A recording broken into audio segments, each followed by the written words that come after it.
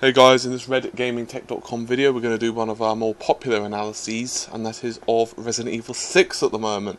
In this we're going to be taking a look at the recently released Ada trailer. This is the forest area, and we're just going to be giving our opinions on it and so on. So Amata and I will just be giving you random thoughts on the trailer, what we've noticed, what our hopes are of course, and our expectations, and just general thoughts really. So, anyway. So, I'm fairly impressed with it. What do you think? Yeah, it looks pretty cool actually. Ada's thing really reminds me heavily of Resident Evil 4 and I quite like it. It looks pretty cool actually. I'm liking the look of it so far. One thing that does strike me is just looking at our outfit is I can almost guarantee we're going to see like 1 trillion Ada cosplays over the next like 15 or so years. I don't know about 1 trillion, but I imagine there'll be a few because that outfit is much simpler than the red dress from Resident Yeah, but that's Evil so much sexier.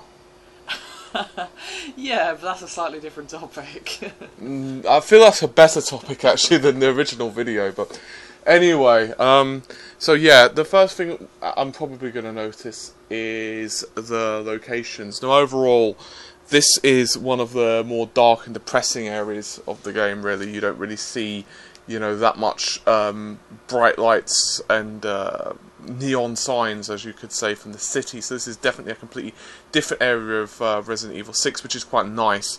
It, as you said, heavily reminds me of Resident Evil 4 in certain areas, particularly the sewer systems and so on, when of course you're traversing there and you're seeing the merchant quite a lot.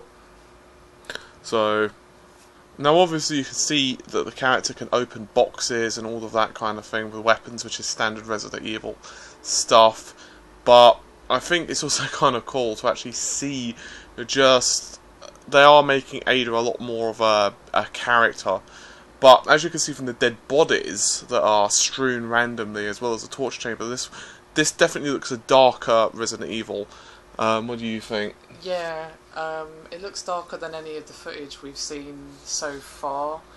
Not just in terms of like the architecture of where you are, but in terms of the lighting is lots of rain and just very dank kind of atmosphere, especially when you're in the torture chamber area, like you said.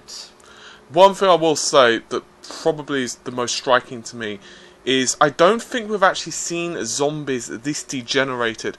There was a part in Code Veronica, I don't know if you guys have played that, which of course was released on a few systems, but you know, the original of course with the Dreamcast, and I personally played it on the PlayStation 2, which was Code Veronica X. But anyway, I'm digressing a little bit. My point being that I don't think we've actually seen zombies quite in this state of decay.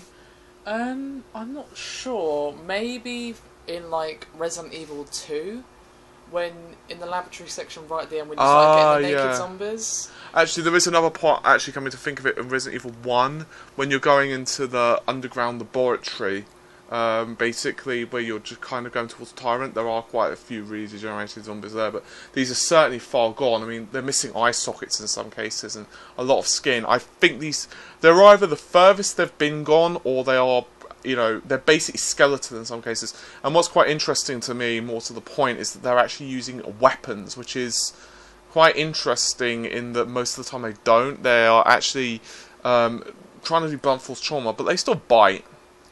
Yeah, they seem a little more intelligent than any undead that we've seen And so aggressive, far. and definitely Yes, aggressive. More aggressive as well. I mean, most of you will probably remember in Resident Evils 1 to 3, you know, you could pretty much run around the zombies and then maybe shuffle in your general direction, and that will probably be about it. The only time you'd really get bitten is if you wander too close or what have you.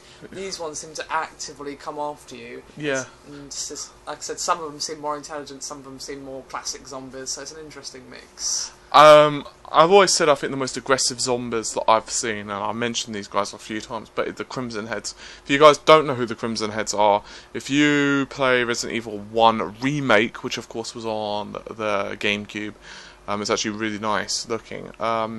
there are Crimson Heads in that, which basically come about if you don't decapitate a zombie or burn the body within a certain amount of time, and they are heavily aggressive, and actually I'm 99% sure can follow you through doors in some cases, although that's not a constant event, but they're extremely aggressive, and they'll want to beat you with their fist, and they don't really try to bite you. But on this one, you'll also notice a zombie-type enemy actually uses an AoE kind of scream, which somewhat decapitates Ada. So that's quite an interesting touch, actually. It's certainly unique. But if you noticed when she's put into the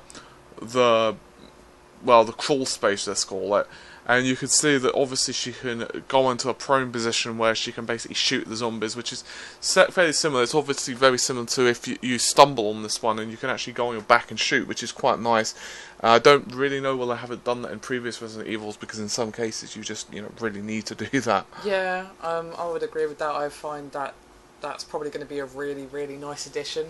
It'll probably add a really nice sense of flow to the gameplay. Like, if you happen to get knocked over or what have you, instead of like, oh, okay, I have to get up now, you could just, go on your back and shoot from there, and then perhaps stand up when, you're not being swarmed with enemies or whatever. So I quite like that addition.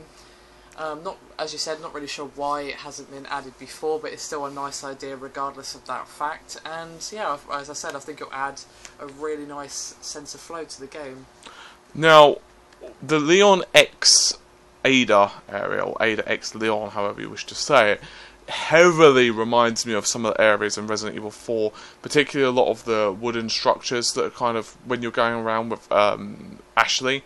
Now, it's obviously a little bit different, but you can definitely see some of the influences. It's really nice actually looking, I must say. And I'm really looking forward to actually playing through this part. That really does look a really cool part. And you can definitely see the teamwork, of course, with the more agile Ada and the more strengthy and, strengthy, it's not a really good word. But anyway, the stronger, there you go. It's there somewhere, damn it. Stronger Leon. It's quite a nice mix, really. Yeah, you had that to some degree, kind of, in Resident Evil 4, but not to this extent, I don't think, that we're seeing in this particular sequence. Well, to be fair, I don't think you can get much more of an annoying partner than Ashley in Resident Evil 4.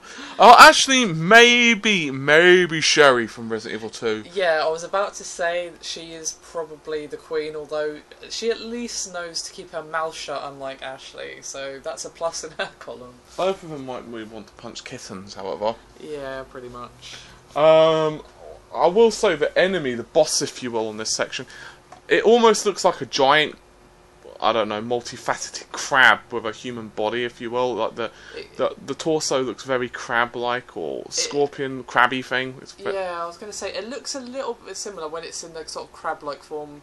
It looks a little similar to Sadler's final form at the end of Resident Evil 4. Yeah, obviously as well, the familiar glowing orangey yellow weak spots of the enemy are still present where you can shoot anywhere else and it's not really going to do you much good, so it's good to see them keep some tradition.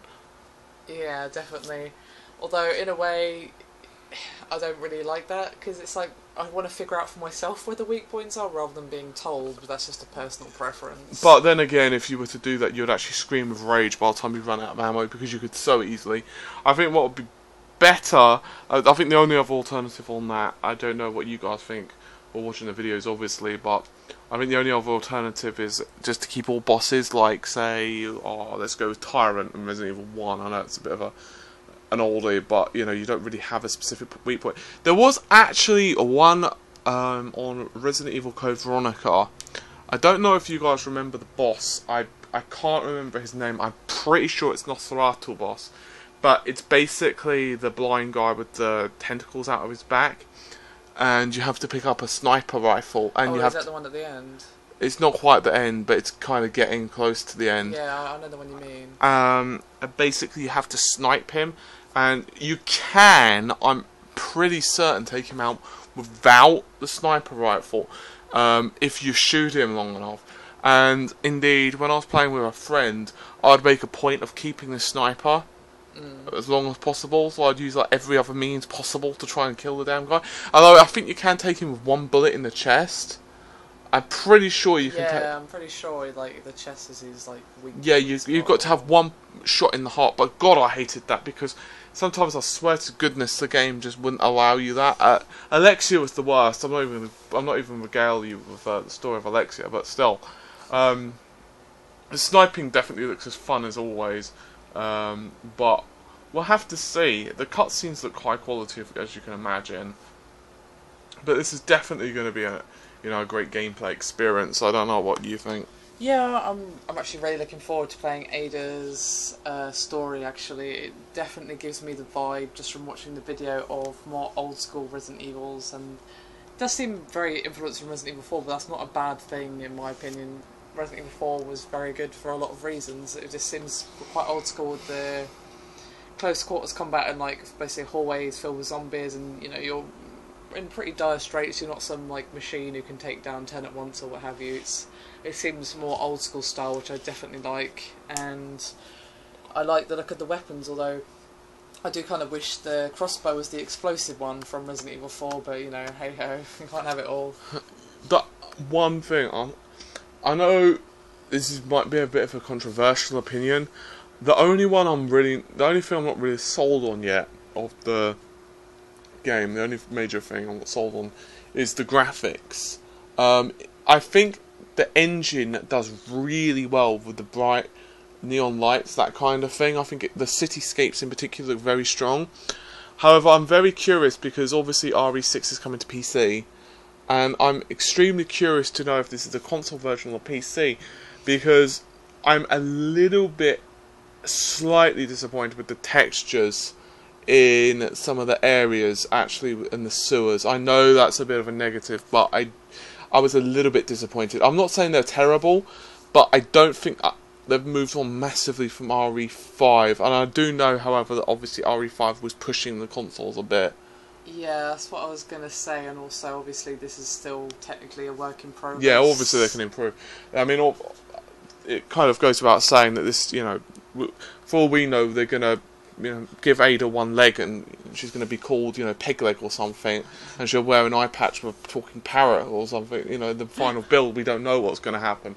But what we do know is, at the moment, there's definitely room to improvement. However, I will say the frames per second, in other words, the overall smoothness, as we've seen so far, does look quite solid. There was a couple of bosses in Resident Evil that in the past have made the game a little bit grindy in terms of performance.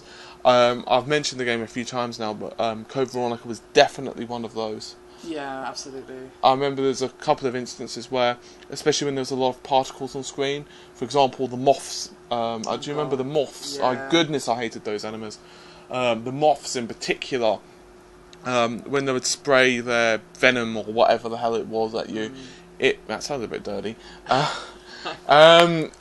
That really kind of, it was really noticeable that the FPS chugged, and that was, I believe, not even exclusive to the Dreamcast. Even the slightly faster PS2, I mean, I think it was about a third faster. I played the PS2 version, and I definitely remember that to some degree, so yeah. I mean, I think the Dreamcast version actually was slightly better optimised than the PS2, if I remember correctly. Yeah, I do remember that as well. In some instances, the Dreamcast version definitely loaded faster. That could have just been my PS2 and my friend's Dreamcast, I don't know. But we were basically playing them both side by side when the game first came up. We actually did it a few times, and his definitely loaded a little bit faster when it was going through the doors. Not that much, but obviously that doesn't really affect the gameplay or anything. It's just. No, but in terms of the graphics, I don't know. I mean, I imagine this is the console version we're seeing. As you said, Resident Evil 5 was already pushing PS3/Xbox to its limit, so Resident Evil 6 is probably not going to look that much more amazing on consoles, but maybe it will for PC, I don't know. It kind of depends how much later the PC release is coming out. They might delay it 2 months and it won't look any different, or it could look amazing. It's kind of going to have to wait and see. I will say, I don't know if you guys have got a copy of Resident Evil 4 on the PC, but assuming you have, you might want to check out a few of the texture packs. They are a pain to find, but I add, because the game's a little bit old now, so a lot of the download links don't work. But a fully modded PC version of Resident Evil 4 actually adds some mouse support as well, which is, well, I don't know why the hell they didn't do that to begin with, to be honest with you. It's a lot better than the pad. It actually makes the game slightly fun to use with keyboard. it does look really nice aesthetically, I must say. You can also get some other things, such as for lighting. I think it's ENB mods and stuff like that. It really improves the game. That's nothing at all to do with Resident Evil 6. That's just a little tip from me to you. But definitely, Resident Evil 6 is going to be a fantastic looking game. I am curious about the plot holes and everything else that we're going to be saying. Notice I say plot holes rather than plot. Resident Evil's always been a bit iffy on the plot. Yeah, it's never exactly been its strong suit, shall we say. But you know what it is? With a lot of games, when you're seeing them played, you're less... With Resident Evil 6, it doesn't almost matter about the plot, because it's a fun ride. You don't actually care if, there's like a massive gaping plot hole where they, how did they get there? And it's not even the viruses and stuff that I'm really referring to here. It's just, simple logical decisions. Resident Evil 1's plot was a big one on that. Like, their constant desire to split up in an unknown mansion is just like... I don't know, for example, the first thing that Wesker said to them is, to whichever character you're playing, you should go check that gun sound. Why would you, why wouldn't you question that? Why wouldn't you say, sir, wouldn't it be better if all of us went into this scary place after, we just got basically ravaged and savaged by dogs and half our team just got eaten alive, but never mind, they seem to be functioning on, like, bad horror film logic. Yeah. It's much safer to go somewhere in the dark by yourself. No, don't worry about it. I'll just go to a gun shop by myself, and you guys just stay in this nice hall. I'll just mosey on in by myself, and if you hear some more shooting, that's nothing. Don't worry about it. Barry's just chilling, looking at that bloodstain for like 5 hours while you're fighting zombies. Yeah. What is it? Is that blood? No, actually, they had an accident with the tomato ketchup bottle. Yeah, it happens all the time, Yeah. So, obviously they've moved quite a long way from that. Some of the storylines... I was a little bit disappointed with the Wesker storyline towards the end of Resident Evil 5, but that's a different topic, really. So I'm hoping... I didn't really like the Wesker Boss from RE5. I thought towards the end, the whole area, the volcano looked pretty cool, I must admit, but I thought the fight itself... It wasn't exciting to me. It was more of a chore to fight him. It wasn't a fun. It wasn't a fun fight. And that's been the case with a few bosses in Resident Evils. I mean, obviously they can't have a hit every single time, every boss. But there were Resident Evil 2. Maybe there was every boss. I think was fun in Resident Evil 2. I'm trying to think. Obviously, fun is down to a matter of perspective. Yeah, I always found the one. Oh god. William Birkin, but I don't remember which playthrough, when you've got on that like giant lift thing down to the laboratory and where he's like got the claws and stuff, that boss was really annoying to me. But other than that, I think the bosses were pretty much fine. Yeah, there was some annoying parts, but the bosses in Resident Evil 2 they were annoying, but they were fun, if that makes sense.